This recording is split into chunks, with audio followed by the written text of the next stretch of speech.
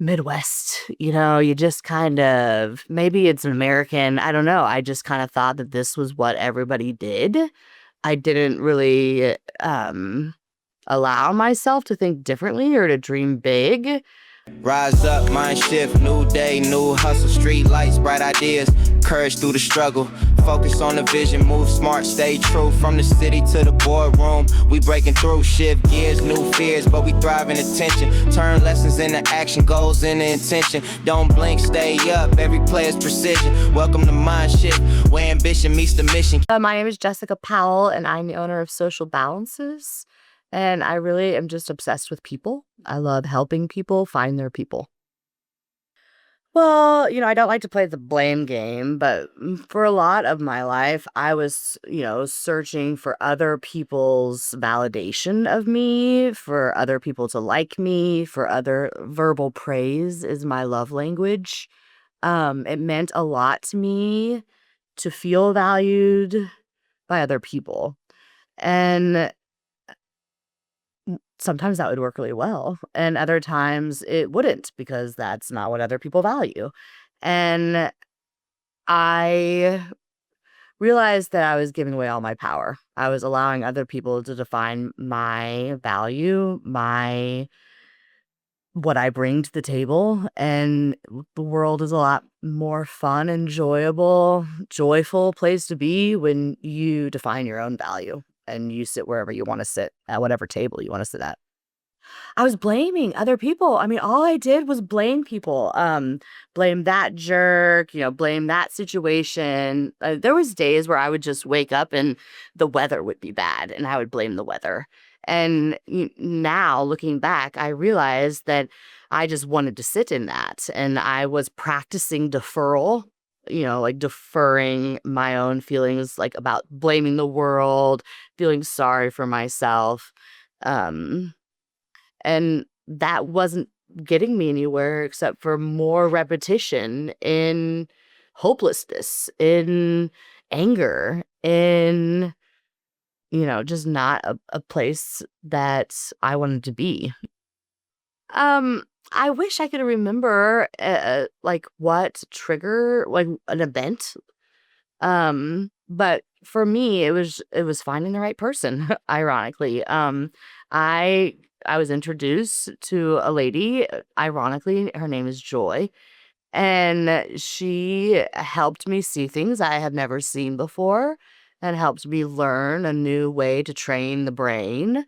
And I just bought into it, reluctantly because I was practicing new things and I was um uncomfortable. Like we are naturally uncomfortable people doing new things. That's why people stay in bad relationships. That's why people stay at bad jobs. That's why people, um, do things that other people are like, why are you doing that? And it's a repetition. Like um, the body wants to know what to expect. And if we have a repeat of today, tomorrow, that is what like our natural, internal being would prefer. Whereas I don't want a repeat of today. Like I like that and like really scares me to think that tomorrow could just be a repeat of today. Like how boring, how comfortable. Like I want like there's so much more I want out of this life. I mean, not that today is bad by any means, but like I have places that I want to go. Like I have things that I want to do. I'm really excited about what the future holds for me and what I'm doing every day to get that. I Midwest, you just kind of, maybe it's an American, I don't know. I just kind of thought that this was what everybody did. I didn't really allow myself to think differently or to dream big. Um, but I started realizing around like 22, 23, 24, 25, when a couple of my girlfriends were getting married. I was like, oh my gosh, like I have no interest in getting married right now. Like there's so much that I want to do. And I felt like, something was wrong with me. But like, who gets to decide what's right and what's wrong? And at that point, I was just kind of like, well, I know I'm not ready to get married and I don't want to get married right now. So and that was like for me, like, I'm not going to just do what I thought everybody did or what I was supposed to do because it doesn't feel right. It's not what I want. And, at that point, I got a work visa and I moved to Grand Cayman for a year and became an entrepreneur without even knowing what that was. And that it was just so exciting. And I've always been of the kind to like seek adventure and seek new things and excitement. And for me, that wasn't being a mom and a wife yet. Uh, that I was too much for Kansas City. I remember like always thinking that it was a Kansas City thing or a me thing, like really wanting to like, adjust blame, like to like understand, to like logically be okay with the problem. And, that's inherently something that I just can't stand now. I really just can't stand when people focus on a problem. Like, let's just hurry up and get to a solution. Like, understand the problem, of course, but like, let's not sit there. Like, let's move right into a solution. But Kansas City, um, it was very awkward for me here. I would share my opinion without it being asked. I got in trouble at my first job out of college because I would work too much at night. And I just remember thinking, gosh, these people are absolutely crazy. Like, that's when I do my best work. And sure, I'll still show up, 8 to 5, but I'm just going to probably not do much at 8 a.m. because I'm not good at working at 8 a.m. and I'll make up for it at night. And they took away my computer at night and I got in so much trouble for not having a work-life balance. And I was angry. I was like, why are you trying to change me to be like you? Because I like me. And that's when I found people like me building companies in Chicago, and I still lived here and just flew to Chicago because it was easier for me to find my people, not here at that time. I definitely owned it. I definitely had I'm so smart attitude. I'm the smartest person in the room. And now I love being not the smartest person in the room. I actually won't go into a room if I'm the smartest person in the room. That's a bad room to be in. Um, but I thought that it just wasn't a match. And, I finally told Darcy Howe from Casey Rise Fund about it. One day she came to speak at my event in Austin and she kind of cornered me and she said, Jessica, why are you helping all these ecosystems grow? You should be helping your own hometown grow. And by that time I had kids and she's like, you should be helping Kansas City, it's where you're raising your kids. And I laughed and I was like, Darcy, like, no one likes me here. I am opinionated. I'm not Casey nice. I'll tell a founder if their company is never going to secure investment because it's not investable. People don't like my ways here. And she laughed at me and she said, oh, you just haven't found your people yet. And it was in that moment that I realized that it shouldn't take a lifetime to find your people in Kansas City, and I really love making it my mission to help others. Oh, too comfortable, too risk adverse, too whatever it is. And there's a lot of people now who still default to that mindset that, Kansas City is, just not where it needs to be yet type of a thing. But now, because I want to, feel empowered to do something about it, like, why not just make it what we want it to be? Like, why not just show up in a manner that we need to show up every day and do work with great people and collaborate with people that share the same missions to get us where we need to be? To be in a hard season? Yeah.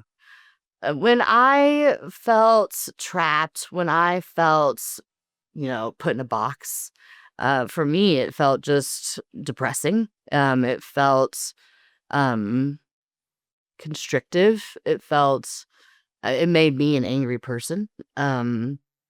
It was not a fun place to be in. Um, I've always been a really good sleeper, and I don't know why, but it's a blessing. I'll take it. Um, it completely impacted my relationships. When you show up in a fear-based state, angry, disappointed, depressed, that will completely impact how you think and what you do and how you show up for the people around you. And what I've noticed is that since I've changed and like been relentlessly committed to embodying joy, is that it was awkward for the people who expected me to show up in a certain way to like, whoa, like what's happened to her? But when I kept showing up in that way, it was really great because the people that aren't aligned with that just decided to not hang out with me anymore, which was great because, you get to compound goodness when, you attract other great things. I've always helped increase my own personal value when I see my work help others. I just wasn't able to help others as much as I am now because I wasn't in a good spot mentally. Um, so now I see things that they can't see. I show up in ways that weren't accessible before. Um, I have a really easy method of knowing how to help others now. And for me, it's just like, does this align with my mission? Like, does doing this, does introducing this person to this person, does getting this person on a podcast, whatever it is, like, does it bring me closer to my vision? And if it's a yes, then I do it. And if it's a no, I don't. And I just move along. And it's like my moral compass. And that clarity brings a lot of freedom. Well, I like to remember little sayings. Like I'll say things a lot like, you are not a tree, you can move. Um, and like, whatever you practice, you become an expert in. So like I was practicing anger and resentment and fear and disappointment so much I became an expert in it.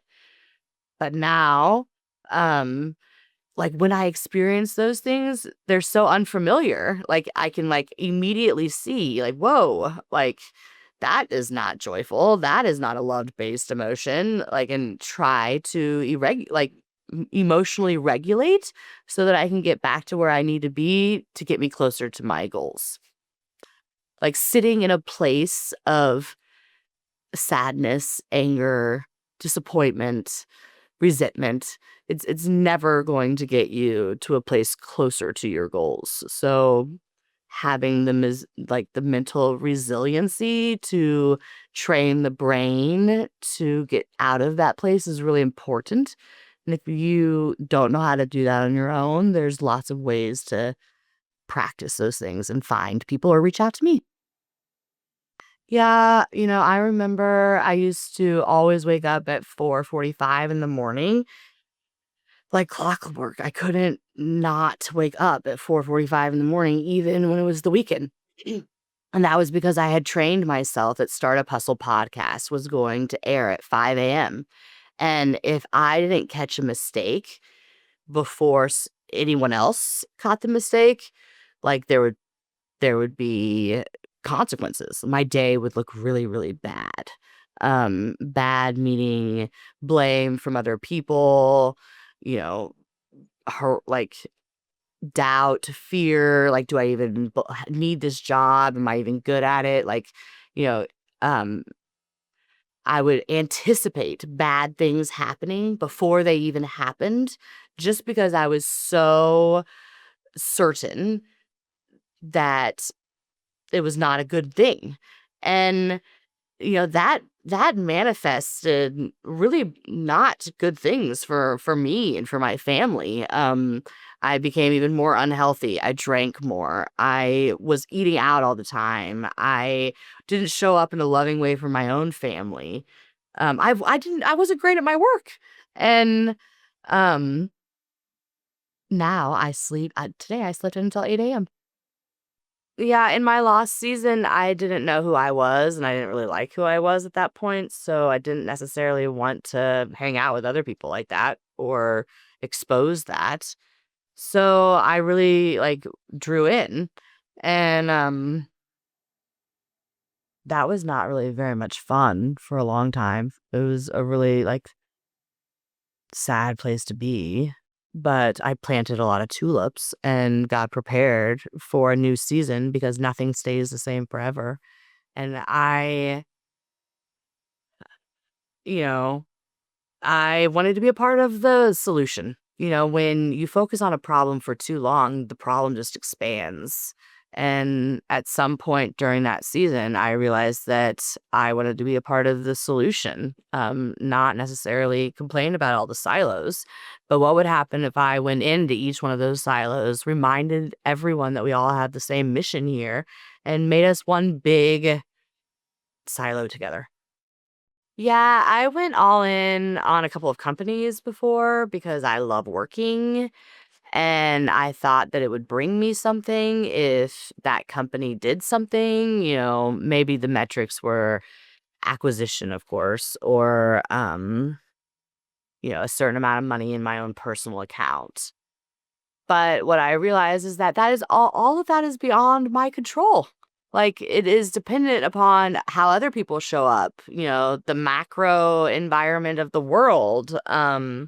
There's so many things that I have no control over in those instances that it's just not a very fun game to play when you don't get to be the active player. So enjoy now being an active player in my own life and going after the things that I have control over, which is how I show up and what I bring to the day, regardless of what happens around me. Whatever sunglasses you have is what you're going to see. So if you have, rosy, bright colored sunglasses, you're going to see that reflection. If you have dark and stormy, sad glasses on, that's what is going to be seen in the reflection.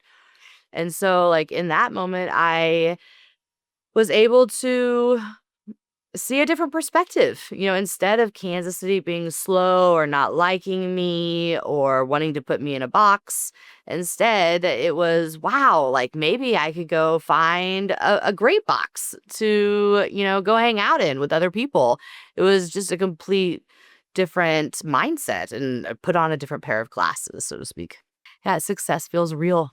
Like, success feels not like something that's unobtainable or in the future or like even right there. Like, success feels like now, like today, like embodying it, living it because I choose to. And like, why not? Why not choose to show up in a great manner every day that benefits the people around you and ultimately benefits yourself enough that it could be a huge game changer for the world?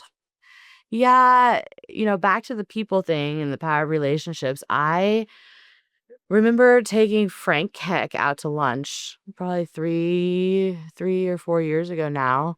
And he was going to be a podcast guest host on Startup Hustle podcast for me. And I didn't know him yet.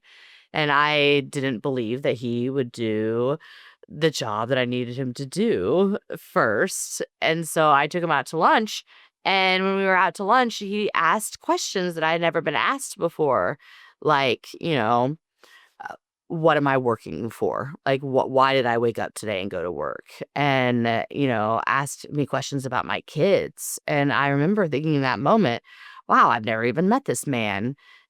Some of my colleagues don't even know what my kids' names are. Like, why is a stranger asking me questions about me? And it made me realize that Frank knows a lot about values, and he was trying to understand what my values are so that he could know if we align.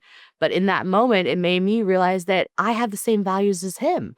Like, I want to know why people wake up in the morning. I want to know what motivates them, if that's their kids or their job or whatever it may be. Like, I want to know those things because those are exciting. Those light me up. Like, I want to hear about what you care about and support that. And like, it was in that moment for me, I realized, like, gosh, I want to hang out with more people like this. Like, our values align. I want to learn more. And so Frank was like my first real client for social balances. And what a blessing, because I got paid to work at Core Build and learn. Like, Frank took me on as my first consultant gig, and I got paid to go and learn about emotional intelligence with Frank and company culture and values and how they work with, life. Find your people. Um, find people that will pour into you. Find people that will focus on the solutions and not the problems. Decide your vision, what you want to be, and go be that. Go show up as that. Like, if you want to be the founder of a tech company who exits for $100 million or the next unicorn, like, ask yourself, like, how would that founder show up today? And choose to show up today like that person, like, embody who you want to be. That's it for this episode of Mindshift. This series is presented by Startland News, KC's nonprofit newsroom for startups and innovators.